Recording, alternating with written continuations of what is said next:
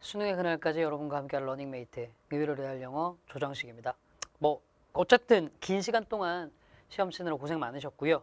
결국 어떻든 간에 저희 함께 이제 영어 영역 전체적으로 어땠는지를 보고 이후에 어떻게 나가야 될지 다음 스텝을 좀 생각하는 총평을 조금 준비를 한번 해보도록 합시다.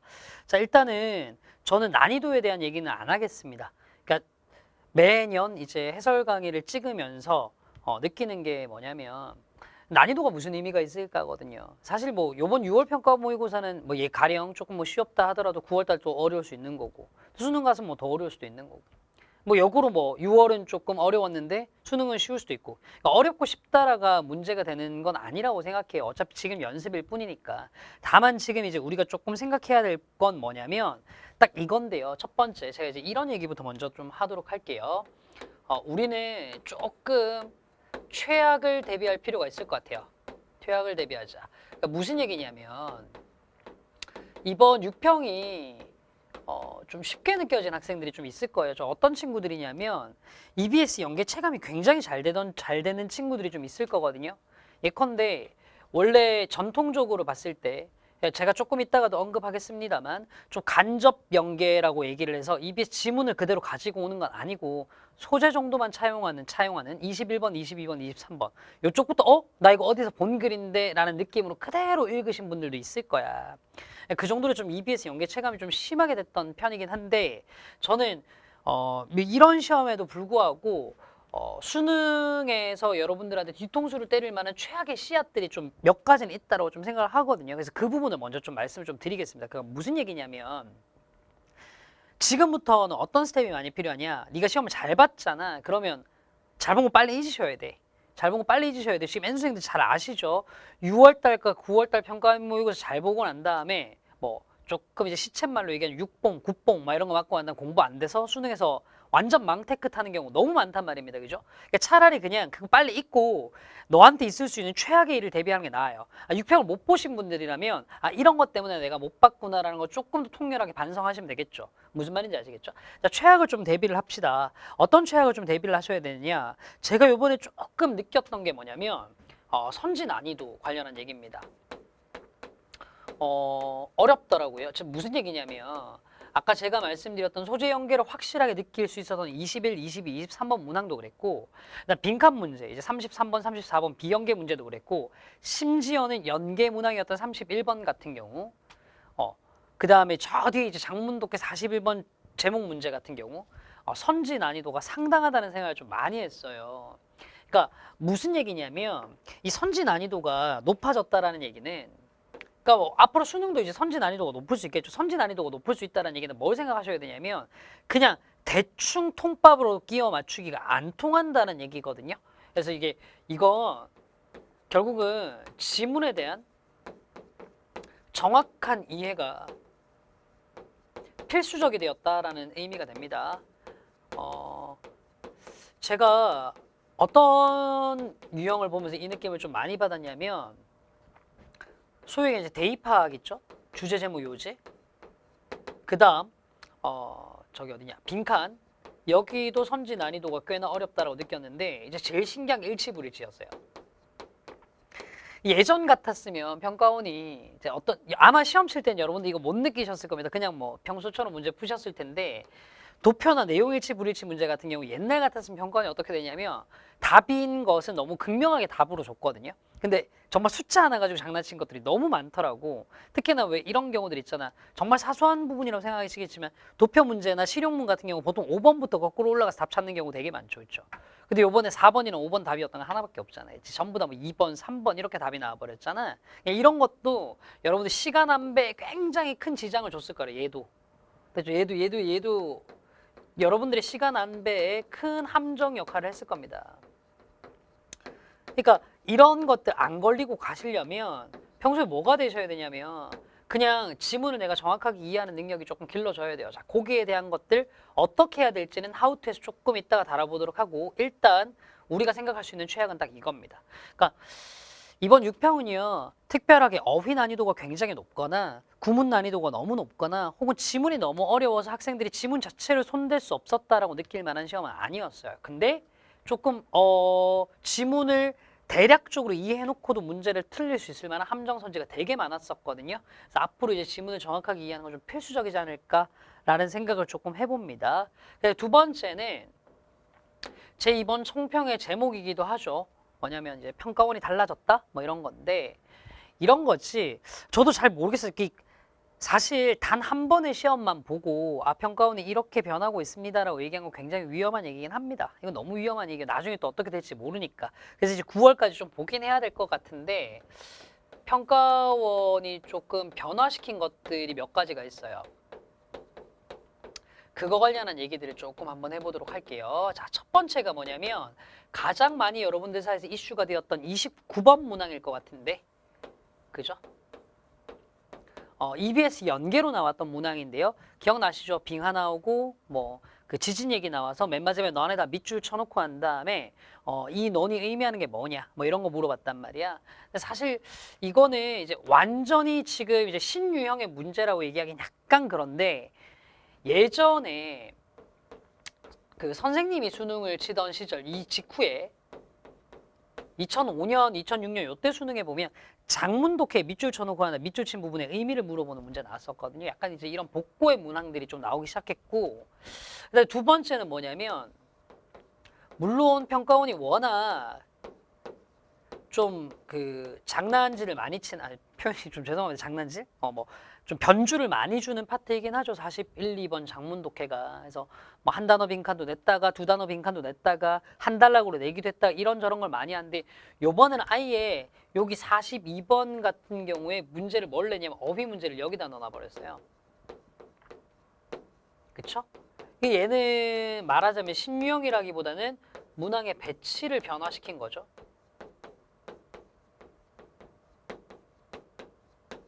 됐죠?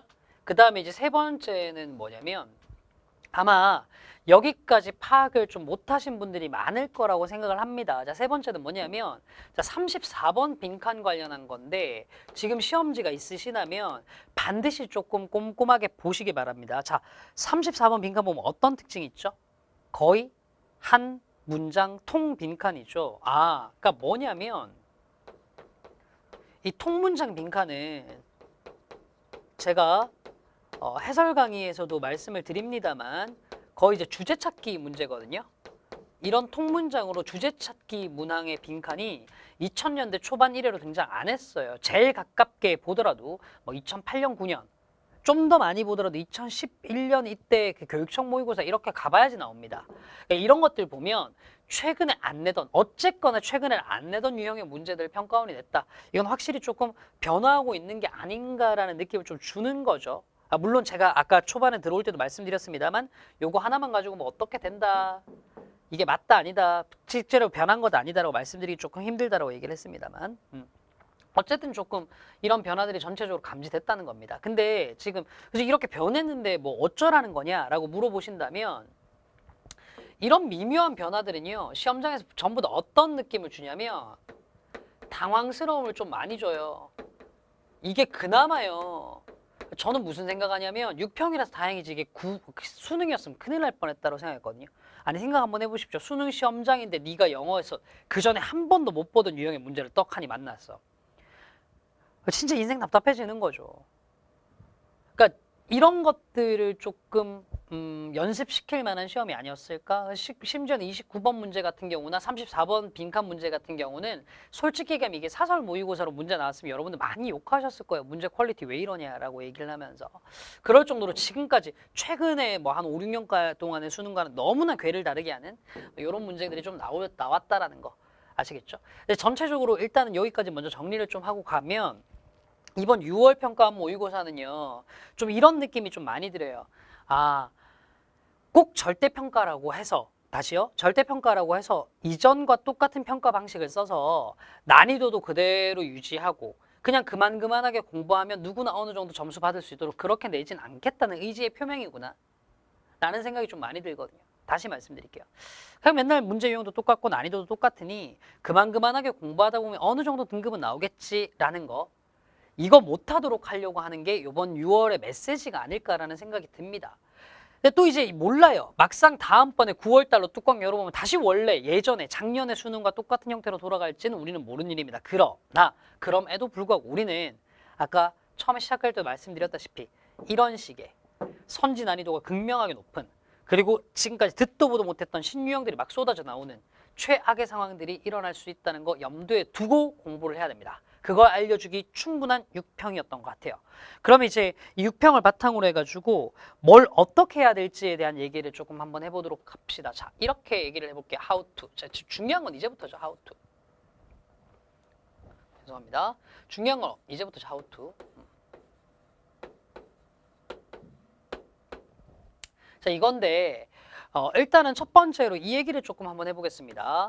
자, 선지 난이도 제가 말씀을 좀 드렸잖아요. 선지 난이도가 조금 높은 시험이 가지고 있는 특징이 딱 이거예요. 뭐냐면 지문의 내용을 대충 이해를 해서 아, 그래 소재가 이거니까 정답이 이거이지 않을까 하는 학생들이 틀리기 딱 좋은 시험이라는 거죠.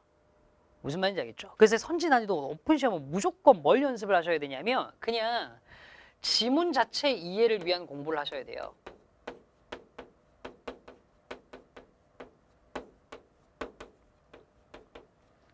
그러니까 이런 거 있잖아.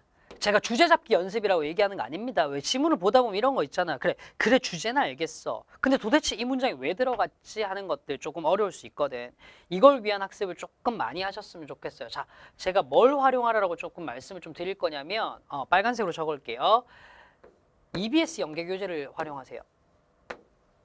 EBS 교재 내에 조금 난이도가 높은 지문들이 있어요. 도대체 읽다 보면 이 지문이 무슨 말을 하고 싶을 건가? 혹은 중간중간에 들어간 문장이 너무 어려워. 그러니까 해석이 안 되는 게 아니고 해석은 했는데 그다음부터 너무 어려워 하시는 분들이 있어요. 자, 이런 것들을 활용해서 지문 자체를 이해하기 위한 학습을 조금 하셨으면 좋겠습니다. 약속드렸던 것처럼 저도 후속 조치로 도와야 되겠죠. 그걸 위한 후속 조치로 저도 뭘 할 거냐면 제 강좌 중에 이제 글읽기 강좌 있죠. 이거의 플러스 알파 버전을 조금 만들어 보려고 생각합니다. 글읽기의 EBS 버전을 제가 조금 준비를 좀 하려고 해요. 이번 6평을 보면서 조금 많이 느낀 거라서 어쨌든 책을 조금 다 가다듬고 해야 되니까 내신 휴관 기간에 최대한 좀 많은 것들을 준비를 해서 수능 특강, 영어 독해 연습, 그리고 조금 일찍 책이 나온다면 수능 완성까지 해가지고 많진 않지만 적어도 한 10개, 20개 정도의 지문들을 가지고 좀 글읽기를 충분히 훈련할 수 있는 그런 강좌를 제가 조금 준비를 좀 해보려고 합니다. 글읽기 강좌 후속편으로 조금 준비를 한번 해보도록 할게요. 아시겠죠? 요거는 제가 강좌가 나오게 되면 다시 한번 공지사항으로 공지 좀 드리도록 하겠습니다. 이거 올해 6평을 보고 난 다음에 제가 필요하겠네라고 생각한 겁니다. 두 번째는 뭐냐면 이제 요 유형과 관련해서 조금 많이 드려야 될 말씀인데 제가 이제 선지 난이도가 되게 많이 띄었다라고 얘기를 했잖아. 그러니까 제일 깔끔하고 아름답고 예쁜 건 지문을 이제 완벽하게 이해해서 이거 가지고 문제를 풀어나가는 거예요. 즉 선지가 없더라도 모든 문제를 주관식으로 쓸 수 있을 정도의 능력이 있으면 너무 좋죠. 근데 솔직히 이건 이상론이잖아요. 마치 이제 한국이 월드컵에서 우승했으면 좋겠다랑 비슷한 얘기인 거잖아요. 그래서 그러니까 불가능하진 않겠지만 모두가 그렇게 되는 건 되게 힘든 일이죠. 그래서 제가 좀 말씀 좀 드리는 게 뭐냐면 이런 겁니다. 자, 대입파학과, 대의파학과, 그 다음 빈칸 유형 있죠? 이 두 유형에서 오답 선지를 지우기 연습을 조금 하셔야 될 것 같아요. 오답 선지 지우기 연습을 좀 하셔야 되는데 자, 어떻게 지우시면 되냐면 이거는 주로 기출로 연습을 좀 하시는 게 좋습니다. 기출로 왜 오답인지를 좀 찾아 나가는 과정을 혼자서 좀 자습을 좀 하셨으면 좋겠습니다. 많이 안 하셔도 되고요. 최근 3개년 정도로만 하셔도 충분하니까 왜 주제 제목 요지에서 2번은 왜 오답인가, 21번 문제 2번은 왜 오답인가, 뭐 4번은 왜 오답인가 이런 거 찾는 거 연습하시라고. 알겠죠? 지난 기출에서. 그런 연습을 좀 하시기 바랍니다. 왜 요거를 제가 EBS보다는 기출로 연습을 하라고 말씀을 드리고 있냐면 이거예요. 여기는 평가원 출제 기관이 아니에요. 그러다 보니까 선지 구성 방식이 좀 확실히 좀 다릅니다. 근데 요거는 평가원 걸로 보는 게 더 나아요. 그러면 이거는 왜 EBS로 하라고 하나요? 보시면 알겠지만 제가 처음에 좀 시작할 때 말씀드렸죠. 올해 6월 평가원 같은 경우는 EBS 연계 체감률이 조금 높은 편이었다고. 심지어는 간접 연계마저도.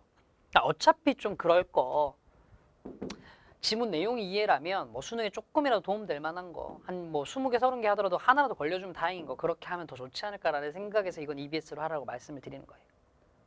무슨 말인지 이해가 좋죠?